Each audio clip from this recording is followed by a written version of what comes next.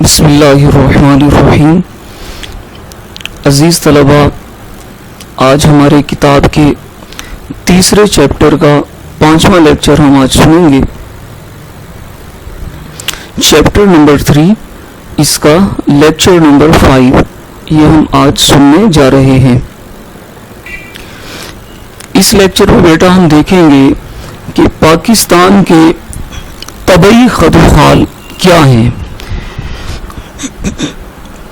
طبعی خد و خال کا مطلب ہے قدرتی بناوٹ، کہ قدرت نے پاکستان کو کیسا بنایا ہے. طبعی کا مطلب قدرتی اور خد و خال کا مطلب بناوٹ.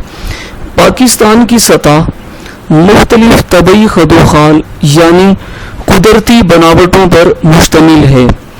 پاکستان میں بلند و بالا اور برف پوش یعنی برف سے ڈھکے ہوئے پہاڑ، زرخیز مٹی کے وسیع میدان، سطح مرتفع، ریگستان اور وادیاں نمایاں ہیں. عمومی طور پر پاکستان کی سطح کو ہم 4 مختلف حصوں میں تقسیم کر سکتے ہیں: پہاڑ، سطح مرتفع، وادیاں، میدان. اب یہاں ایک بات ذرا بنیادی سمجھ لیجئے کہ عام طور پر پوری دنیا میں بڑے بڑے جو خطے ہیں، بڑے بڑے بر اعظم ہیں، ان کی جو بناوٹ ہے وہ کچھ اس قسم کی ہوتی ہے کہ کسی بھی خطے میں سب سے جو بلند جگہ ہے وہ پہاڑ، اس کے بعد سطح مرتفع ہوتی ہے. اب سطح مرتفع کی ایک پراپر ڈیفینیشن ہے، یہ ہم اسی کتاب کے اگلے لیکچرز میں سنیں گے کہ سطح مرتفع کیا ہوتی ہے. اس کی ایک مخصوص تعریف ہے، ہم یہاں وہ تعریف ڈسکس نہیں کر رہے. اچھا، پہلے پہاڑوں کے بعد سطح مرتفع، اور سطح مرتفع کے بعد میدان آ جاتے ہیں، اور ان میدانوں کے بعد سمندر ہوتا ہے. یعنی کسی بھی خطے کی سب سے اونچی جگہ پہاڑ ہوں گے اور سب سے جو نیچی جگہ ہے وہ سمندر. اب سمندر کیسے بنتے کہ اونچی جگہوں سے پانی بہتا ہوا سطح مرتفع سے میدانوں میں، اور میدانوں کو سیراب کرتا ہوا پانی بالآخر سمندر میں اکٹھا ہو جاتا ہے. تو کسی بھی خطے کی سب سے اونچی جگہ پہاڑ ہوتے ہیں اور سب سے نیچی جگہ عام طور پر سمندر ہوتے ہیں. پاکستان میں بھی بناوٹ کچھ اسی قسم کی ہے. اگر آپ غور کریں تو پاکستان کی شمالی سائڈ جو ہے وہ اونچی ہے. پاکستان شمال کی طرف سے اونچا ہے اور جنوب کی طرف سے نیچا ہے. اسی لیے پاکستان کے شمال میں پہاڑ ہیں اور پاکستان کے جنوب میں سمندر یعنی بحیرہ عرب. تو پاکستان کی سطح بھی انہی 4 قسم کے خطوں پر مشتمل ہے. پاکستان میں شمالی سائڈ پر پہاڑ ہیں، ان کے بعد سطح مرتفع آ جاتی ہے، اس کے بعد میدان آ جاتے ہیں، اور میدانوں کے بعد سمندر. تو پاکستان کی سطح کو ہم نے بھی 4 مختلف حصوں میں تقسیم کیا ہے: پہاڑ ہیں، سطح مرتفع، وادیاں، میدان. اب ہم سب سے پہلی چیز یعنی پہاڑ کو ڈسکس کرتے ہیں. پہاڑ، ماؤنٹینز، اس کی ایک تعریف ہے. یہ اس کی تعریف ہے، آپ کی کتاب میں 2 نمبر کا شارٹ کوسچن آ جاتا ہے. اس لائن کو آپ انڈر لائن کر لیں. یہ انورٹیڈ کاماز کے اندر جو لائن لکھی ہوئی ہے اس کو آپ انڈر لائن کریں. یہ آپ کا 2 نمبر کا شارٹ کوسچن ہے. آپ سے سوال کیا جائے گا پہاڑ کسے کہتے ہیں یا پہاڑ سے کیا مراد ہے. تو آپ کہیں گے خشکی کا وہ بلند قطع یعنی ٹکڑا، حصہ. خشکی کا وہ بلند حصہ، وہ بلند ٹکڑا جس کی سطح پتھریلی، ناہموار، ڈھلوان دار، اور یہ سطح سمندر سے کم 900 میٹر بلند ہو، وہ پہاڑ کہلاتا ہے. اچھا، یہاں خیال کیجئے گا، بعض بچے 900 میٹر کی جگہ 900 کلومیٹر لکھ دیتے ہیں. 900 کلومیٹر یہ غلط ہو جائے گا. آپ نے 900 میٹر ہی لکھنا ہے، کلومیٹر نہیں لکھنا. جی بیٹا، اسے انڈر لائن کر لیں گے. یہ پہاڑ کی تعریف ہے. اب پاکستان کے اندر 3 بڑے پہاڑی سلسلے موجود ہیں. شمالی پہاڑی سلسلے یہ پاکستان کے شمال میں ہیں. وسطی پہاڑی سلسلے یہ پاکستان کے وسط یعنی درمیان میں ہیں, مڈل, پاکستان کے مڈ میں ہیں, اس لیے ہم ان کو وسطی پہاڑی سلسلے کہہ دیتے ہیں. اور تیسرا ہے مغربی پہاڑی سلسلے, یہ پاکستان کے مغرب میں واقع ہیں, اس لیے ہم ان کو مغربی پہاڑی سلسلے کہتے ہیں. میں تصویر پر ایک جھلک آپ کو دکھاتا ہوں. یہ پاکستان کا شمال ہے, ٹھیک ہے, یہ شمالی پہاڑی سلسلے ہیں. یہ پاکستان کا مڈ ہے, یہاں پر جو پہاڑ ہیں یہ وسطی پہاڑی سلسلے ہیں, جیسے یہ کوہ سلیمان وغیرہ, یہ پاکستان کے مڈ میں ہیں.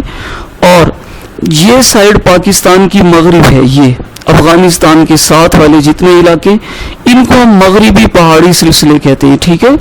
یہ شمالی, یہ وسطی, یہ مغربی پہاڑی سلسلے.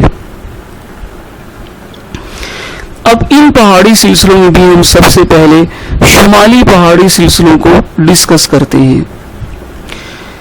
پاکستان کے شمال میں بلند و بالا پہاڑوں کا وسیع سلسلہ موجود ہے, اور یہ بر صغیر پاک و ہند کے شمال میں, یعنی پاک و ہند کا مطلب پاک سے مراد پاکستان, ہند سے مراد ہندوستان, تو پاکستان اور ہندوستان کے شمال میں یہ پہاڑی سلسلے مغرب سے مشرق کی طرف پھیلے ہوئے ہیں. یہ یوں کہیں کہ مغرب سے شروع ہوتے ہیں, مشرق کی طرف چلتے جاتے ہیں, اس لیے ہم کہتے ہیں یہ مغرب سے مشرق کی طرف پھیلے ہوئے ہیں, لیکن یہ ہیں پاکستان کے شمال میں. یہ سلسلے شروع ہو رہے ہیں مغرب سے اور جا رہے ہیں مشرق کی طرف. اور یہ برف پوش پہاڑ ہیں, یعنی برف سے ڈھکے ہوئے. ان کی لمبائی پاکستان کے اندر 2430 کلومیٹر, 2430 کلومیٹر, یہ پاکستان کی حدود میں ہیں. ویسے ان کی لمبائی بہت زیادہ ہے, پاکستان سے یہ باہر نکل جاتے ہیں, انڈیا سے ہوتے ہوئے یہی پہاڑی سلسلے آگے نکل جاتے ہیں نیپال والی سائڈ پر. تو ہمیں اپنے پاکستان کو دیکھنا ہے, تو پاکستان میں ان کی لمبائی ہے 2430 کلومیٹر. اس لائن کو بھی آپ انڈر لائن کریں, یہ ایم سی کیو میں آپ سے پوچھا جا سکتا ہے کہ شمالی پہاڑی سلسلوں کی لمبائی کتنی ہے, اور آپشن میں آئے گا 2430, 2340, 4230. اس قسم کے آپشن بن سکتے ہیں, تو کنفیوز نہیں ہونا, اس چیز کو ذہن میں رکھیں کہ ان کی لمبائی 2430 کلومیٹر ہے. اب یہ شمالی پہاڑی سلسلے 4 بڑے پہاڑی سلسلوں پر مشتمل ہیں, یعنی اس کے 4 حصے ہیں. یہ 4 حصے یوں ہیں, ہم نے بلندی کے اعتبار سے ان کو تقسیم کیا ہے.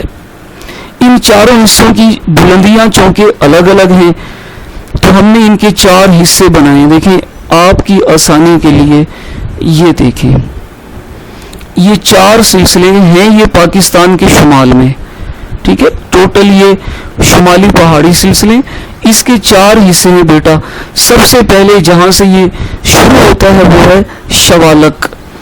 اس کو شیوالک بھی کہتے ہیں, شوالک بھی کہہ دیتے ہیں, شوالک بھی کہہ دیتے ہیں. صحیح جو لفظ ہے وہ ہے شیوالک.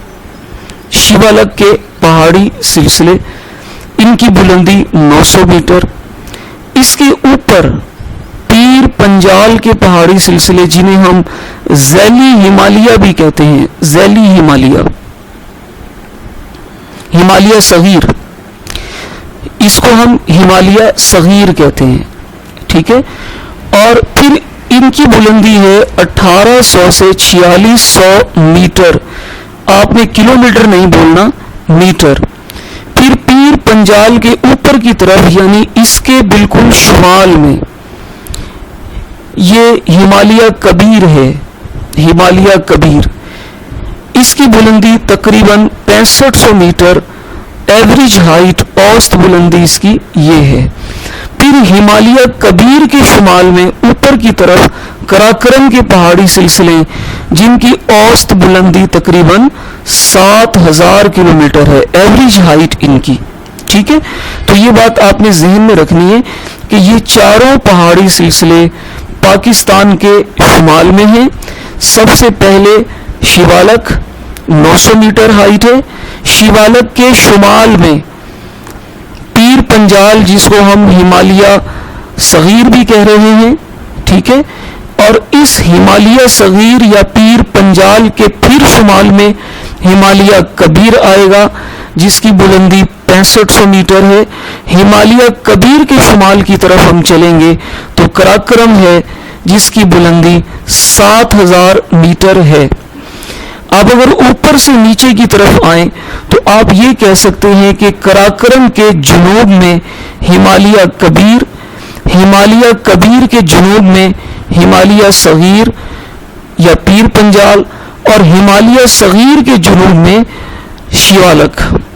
ٹھیک ہے، نیچے سے جائیں گے تو یہ شمال میں ہے. شیوالک کے شمال میں ہمالیہ صغیر، ہمالیہ صغیر کے شمال میں ہمالیہ کبیر، ہمالیہ کبیر کے شمال میں قراقرم. اور اگر اوپر سے نیچے کی طرف آئیں تو قراقرم کے جنوب میں ہمالیہ کبیر، ہمالیہ کبیر کے جنوب میں ہمالیہ صغیر، ہمالیہ صغیر کے جنوب میں ذیلی ہمالیہ یا شیوالک. اب دیکھیں جی، یہ اس نے یہاں بڑی آسان لفظوں میں اس کی وضاحت کر دی ہے. اچھا، ایک اور غلطی جو یہاں اسٹوڈنٹس کرتے ہیں وہ اس کو ہمالیہ بولتے ہیں یا ہمالیہ بول دیتے ہیں. نہ تو یہ ہمالیہ ہے اور نہ ہمالیہ ہے. دیکھیں، آپ کی سہولت کے لیے یہاں انگلش میں اس کی سپیلنگ لکھ دیے ہیں. یہ HI ہے، HI ہمالیہ. ہمالیہ آپ اسے نہیں پڑھیں گے. اور لفظ ہمالیہ کیا ہے، آپ کے ذہن میں یہ سوال پیدا ہو سکتا ہے، ہونا چاہیے. ہمالیہ جو ہے نا، یہ ہندی زبان کا لفظ ہے اور اس کا مطلب ہے برف کا گھر. انگلش میں اس کو ہم اگلو بول دیتے ہیں، IGLO اگلو، لیکن ہندی زبان میں اس کو ہم ہمالیہ کہہ رہے ہیں. چونکہ یہاں ان پہاڑوں کے بہت بڑے حصے پر سارا سال تقریباً برف جمی رہتی ہے، اس لیے ان علاقوں کو ہمالیہ یعنی برف کا گھر کہا جاتا ہے. تو یہ پہلا پہاڑی سلسلہ ہے شیوالک. اچھا، اس کو ان پہاڑوں میں ہندوؤں کے مندر بھی موجود ہیں. یہ پہاڑی سلسلے پاکستان میں بھی ہیں اور پاکستان سے چلتے ہوئے مشرق کی طرف انڈیا میں چلے جاتے ہیں. تو انڈیا میں جو یہ پہاڑ ہیں وہاں ہندوؤں کے مندر ہیں اور ہندوؤں کا ایک بڑا بھگوان ہے جس کی وہ پوجا کرتے ہیں، شیوا.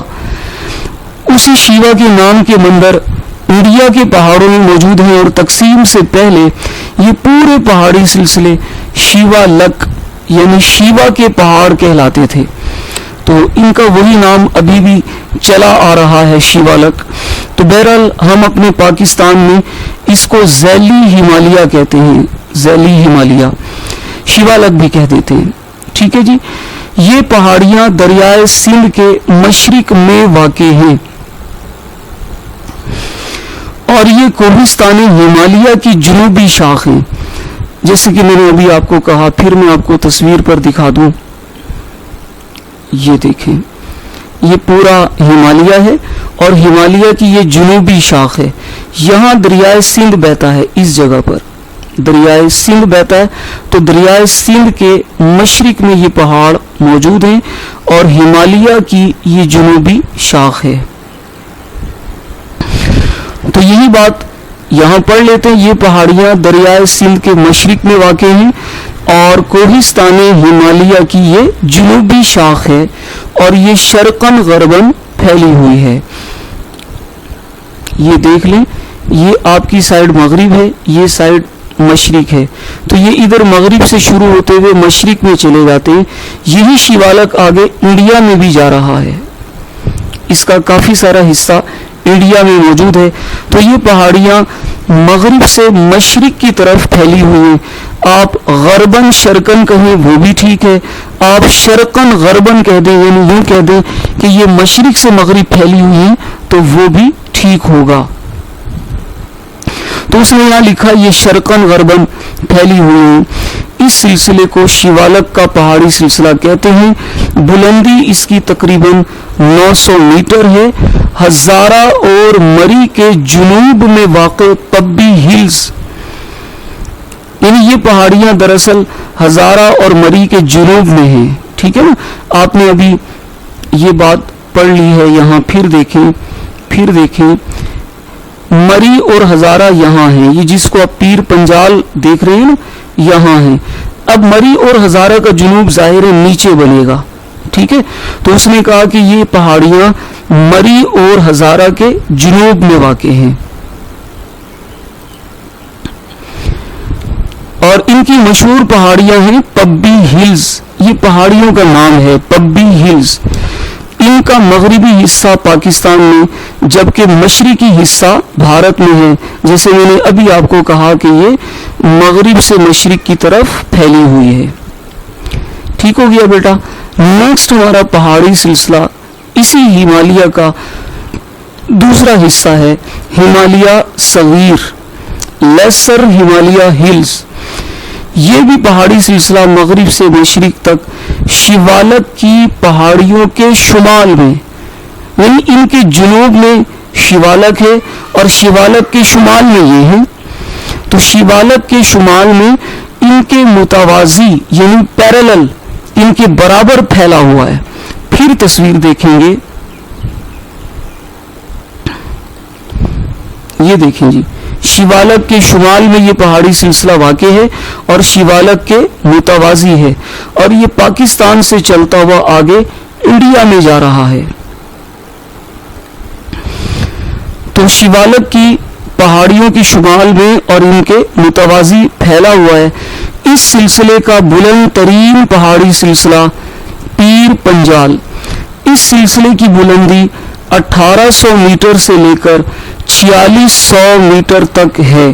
یہاں پھر ایک بات کا آپ نے خیال رکھنا ہے, آپ نے میٹر لکھنا ہے, کلو میٹر نہیں لکھنا. بعض بچے غلطی کرتے ہیں, وہ میٹر کی جگہ کلو میٹر لکھ دیتے ہیں. مری, ایوبیا, نتھیا گلی وغیرہ اس سلسلے کے مشہور صحت افزا مقام ہیں. ہمالیہ صغیر کا تھوڑا سا حصہ پاکستان میں اور باقی جنوبی ایشیا کے شمال میں یعنی انڈیا کے اندر واقع ہے. اگلا پہاڑی سلسلہ ہمارے پاس آ جاتا ہے ہمالیہ کبیر کا پہاڑی سلسلہ. اس سلسلے کی اوسط بلندی 6500 میٹر ہے, 6500 میٹرز. کلو میٹر آپ نے نہیں لکھنا, میٹر لکھنا. اور یہ دنیا کے بلند ترین پہاڑی سلسلوں میں سے ایک ہے. پیر پنجال اور ہمالیہ کبیر کے درمیان کشمیر کی خوبصورت وادی موجود ہے.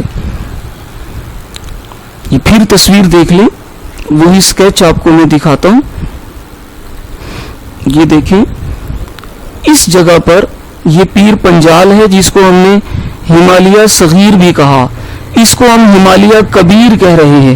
تو ان دونوں کے درمیان میں کشمیر کی خوبصورت وادی موجود ہے. یہ برف پوش پہاڑ ہیں, یعنی سارا سال یہ برف سے ڈھکے رہتے ہیں, جن میں بہت سے گلیشیئرز پائے جاتے ہیں. گلیشیئرز برف کے پہاڑ کو کہتے ہیں. بڑے بڑے برفانی تودے, یعنی جب برف جمتی ہے, برف گرتی ہے تو جم جاتی ہے اور پھر وہ برف کے پہاڑ بنتے چلے جاتے ہیں. اسی کو انگلش میں گلیشیئر کہتے ہیں. ان گلیشیئرز کے پگھلنے سے دریا وجود میں آتے ہیں. یعنی ہوتا یوں ہے کہ سردیوں میں ان گلیشیئرز پر برف باری ہوتی ہے, برف جمتی رہتی ہے, اور جب گرمیوں کا سیزن آتا ہے, گرمیوں میں یہی برف جب پگھلتی ہے تو دریا وجود میں آ جاتے ہیں. نانگا پربت اس سلسلے کی مشہور ترین چوٹی ہے جس کی بلندی 8126 میٹر ہے. اب یہ لائن جو ہے نا آپ کی، یہ بیٹا MCQs آ جاتے ہیں کہ ہمالیہ کبیر کی بلند ترین چوٹی ہے نانگا پربت. ٹھیک ہے، یہ آپ سے پوچھا جا سکتا ہے کہ ہمالیہ کبیر کی بلند ترین چوٹی کون سی ہے، یا آپ سے یوں پوچھا جا سکتا ہے کہ نانگا پربت کس پہاڑی سلسلے میں موجود ہے، ہمالیہ صغیر میں ہے، کبیر میں ہے، قراقرم میں ہے. تو یہ آپ بتائیں گے کہ نانگا پربت ہمالیہ کبیر میں موجود ہے. اور یہ بھی MCQ ہے کہ بتائیں جناب ہمالیہ کبیر کی جو ہائٹ ہے وہ کتنی ہے. مختلف آپشن دے دیتے ہیں، 8126 درست ہے، یا 8216 یا 8612، کسی بھی انداز میں یہ آپ سے پوچھا جا سکتا ہے. یہ بیٹا اس کو ہم گریٹ ہمالیہ بھی کہتے ہیں، گریٹر ہمالیہ بھی کہتے ہیں، ہمالیہ کبیر. اسی سلسلے کی چوتھی پہاڑی ہے، چوتھا پہاڑ اسی سلسلے کا، یہ ہے کوہ قراقرم.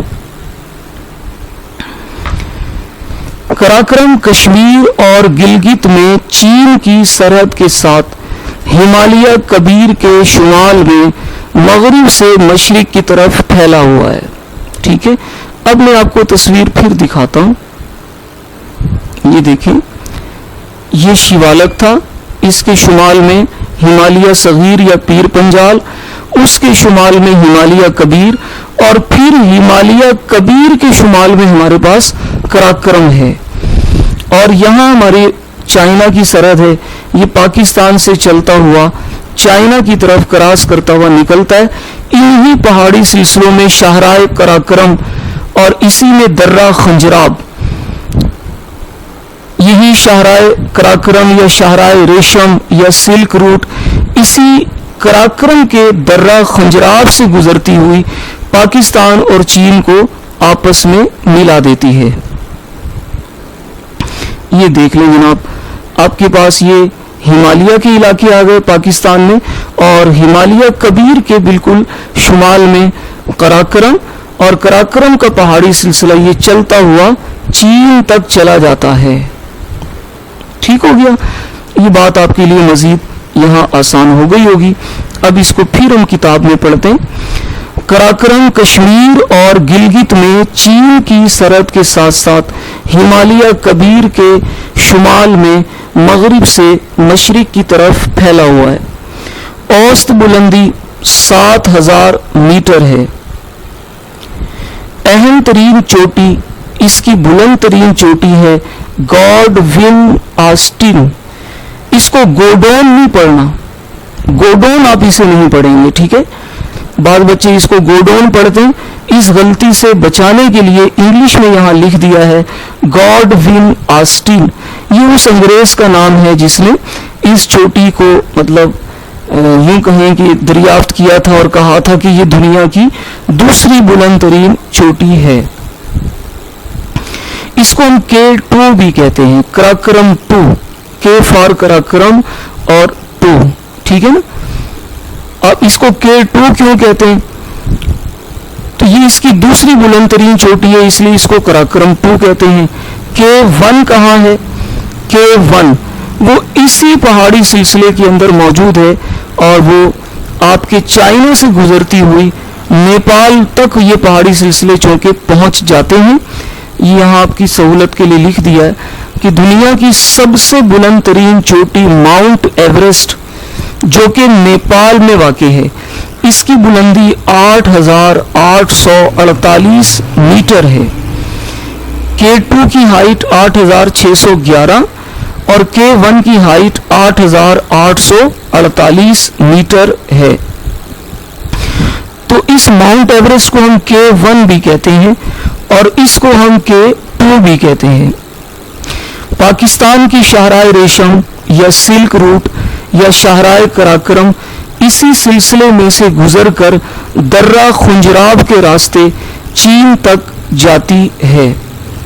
1856 میں پہلی بار گاڈون آسٹن نے اس کا سروے کر کے اسے دنیا کی دوسری بلند ترین چوٹی قرار دیا تھا، اس لیے ہم اس کو K2 کہتے ہیں.